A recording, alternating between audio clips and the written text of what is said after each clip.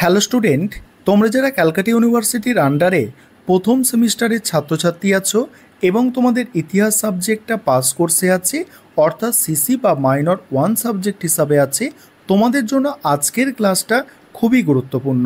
আজকের ক্লাসে তোমাদের একটি গুরুত্বপূর্ণ বড় প্রশ্নের উত্তর নিয়ে আলোচনা করব, যেটা তোমাদের 10 নম্বর বা 20 নম্বরে পরীক্ষায় আসতে পারে। প্রশ্নটা হচ্ছে মৌর্য প্রশাসনের মূল বৈশিষ্ট্যগুলি আলোচনা করো। অ্যান্সারটা তোমরা বুঝে নাও। প্রথমেই একটা ইন্ট্রোডাকশান অর্থাৎ ভূমিকা লিখতে হবে ভালো করে। কি লিখবে দেখো, মৌর্য শাসন ব্যবস্থা প্রাচীন ভারতবর্ষের ইতিহাসে একটি বিশেষ গুরুত্বপূর্ণ অধ্যায়। ভারতবর্ষের ইতিহাসে প্রথম সুপরিকল্পিত শাসন ব্যবস্থা হিসাবে এর প্রভাব পরবর্তীকালের ওপর বিশেষভাবে লক্ষ্য করা যায়। ভারতবর্ষের রাজনৈতিক ঐক্যের প্রথম নিদর্শন হল মৌর্য শাসন ব্যবস্থা। ইহার প্রথম শাসন পদ্ধতি যা নির্দিষ্ট নীতির ভিত্তির ওপর প্রতিষ্ঠিত ছিল। এবার দেখো মৌর্য শাসন ব্যবস্থার ঐতিহাসিক উপাদান। এখানে কি বলা হচ্ছে দেখো, মৌর্য শাসন ব্যবস্থা সম্বন্ধে জানতে হলে আমাদের প্রধানত মেগাস্তিনিসের বিবরণ, কৌটিল্যের অর্থশাস্ত্র এবং অশোকের বিভিন্ন শিলালেখর ওপরে নির্ভর করতে হয়। এছাড়া শক-খত্তপ্য, রুদ্রদামনের জুনাগড় শিলালিপি থেকেও চন্দ্রগুপ্তের প্রশাসনিক শাসন ব্যবস্থার পরিচয় পাওয়া যায়। আবার মুদ্রারাক্ষস নাটকে নন্দবংশের পতনের বিবরণ পাওয়া যায়। তারপরে কি বলা হচ্ছে দেখো, মৌর্য শাসন ব্যবস্থার বৈশিষ্ট্য। মৌর্য শাসন ব্যবস্থা মূলত দুটি ভাগে বিভক্ত, কেন্দ্রীয় শাসন ব্যবস্থা আর হচ্ছে প্রাদেশিক শাসন ব্যবস্থা। এবার দেখো কি বলা হচ্ছে, কেন্দ্রীয় শাসন ব্যবস্থা। কেন্দ্রীয় শাসন ব্যবস্থায় রাজস্থান ছিল সর্বোচ্চে। মৌর্য শাসন ব্যবস্থায় সম্রাটই ছিলেন সার্বভৌম ক্ষমতার অধিকারী। সম্রাট ছিলেন একাধারে শাসন ব্যবস্থার সর্বোচ্চ ব্যক্তি, সেনাবাহিনীর প্রধান এবং বিচার বিভাগের মূল উৎস। মেগাস্তিনিসের বিবরণ এবং কৌটিল্যের অর্থশাস্ত্রে মৌর্য সম্রাটদের অসীম ক্ষমতার বিবরণ পাওয়া যায়। এবারে পরের পয়েন্ট হচ্ছে কি মন্ত্রী পরিষদ। পরের পয়েন্টগুলো আলোচনা করব, তার আগে একটা বিষয় তোমাদের বলার আছে। তোমাদের জন্য অনলাইন কোচিং ক্লাস চলছে। তোমরা যারা অ্যাডমিশান নিতে ইচ্ছুক আছো এই নম্বরে যোগাযোগ করবে 9123005218। এই নম্বরে তোমরা যোগাযোগ করে অ্যাডমিশান নিতে পারো। আমাদের সপ্তাহে 2 দিন করে রেকর্ডেড ক্লাস থাকে, তার সঙ্গে স্টাডি মেটেরিয়ালের PDF দেওয়া হয় এবং সেক্ষেত্রে পার মান্থ 200 টাকা করে ফিস নেওয়া হয়। ইচ্ছুক ছাত্রছাত্রীরা এই নম্বরে যোগাযোগ করে অ্যাডমিশান নিতে পারো। তারপর দেখো পরের পয়েন্ট যেটা ছিল মন্ত্রী পরিষদ। মৌর্য শাসন ব্যবস্থা স্বেচ্ছাচারী হলেও সম্রাট প্রয়োজনের সময় মন্ত্রীদের পরামর্শ গ্রহণ করতেন। এছাড়া কৌটিল্যের অর্থশাস্ত্রে বহু উচ্চপদস্থ কর্মচারীদের উল্লেখ পাওয়া যায়।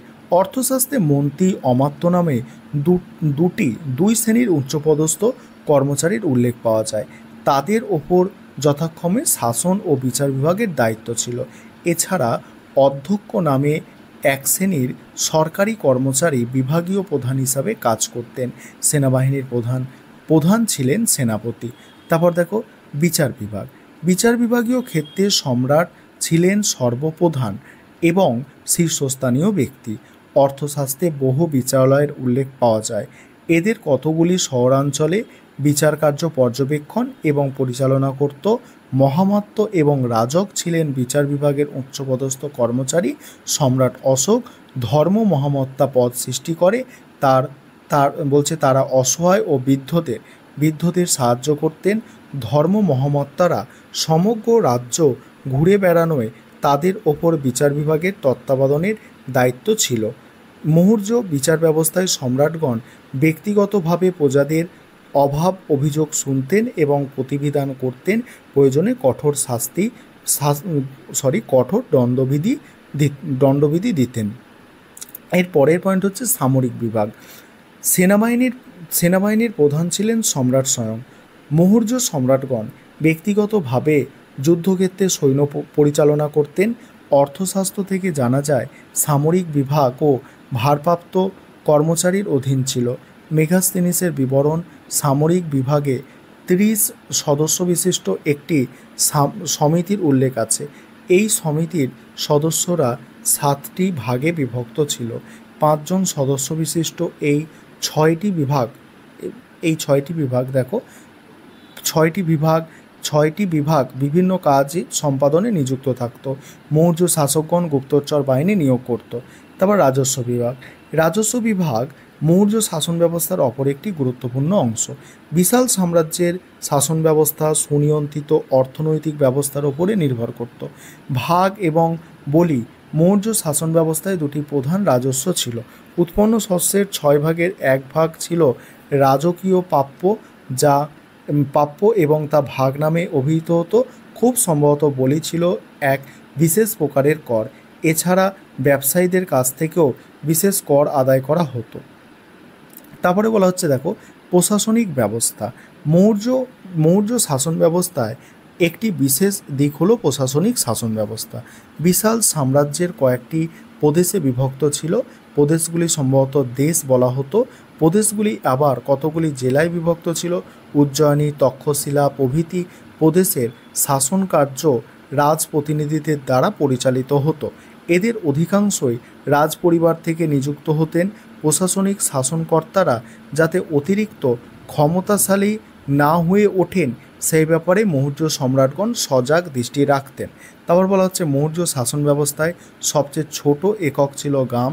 গ্রামের শাসনকর্তারা ছিলেন গামিক, আর গামিক শাসন বিষয়ে সামান্য ক্ষমতা ভোগ করতেন। গ্রামে চুরি ডাকাতির জন্য তিনি দায়ী থাকতেন। অপরাধীদের গ্রাম থেকে বিতাড়িত করার ক্ষমতা তার ছিল। আর গামিক নিজের ভরণপোষণের জন্য গ্রামীণ রাজস্বের এক অংশ ভোগ করতেন। গ্রামের মতো শহরগুলিও স্বায়ত্তশাসনের অধিকার ভোগ করত। এবার মূল্যায়ন দেখো। সামগ্রিক বিচারে বলা যায় মৌর্য শাসন ব্যবস্থায় মৌলিকত্ব রয়েছে।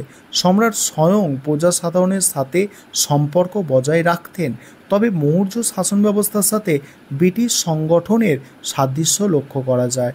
এখানে গভর্নর জেনারেলের কার্যনির্বাহক পরিষদ, ব্যবস্থা পরিষদ, সিভিল সার্ভিসের অন্তর্ভুক্ত কর্মচারী, তারপরে অধস্তন কর্মচারীবৃন্দ ছিল।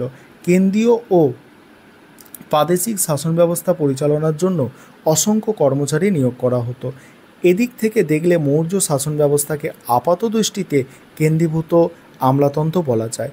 তবে বলা যায় মৌর্য শাসন ব্যবস্থা গড়ে উঠেছিল কেন্দ্রীভূত আমলাতন্ত্র ও স্বায়ত্তশাসনের সংমিশ্রণে। এই ছিল তোমাদের একটি গুরুত্বপূর্ণ প্রশ্নের উত্তর।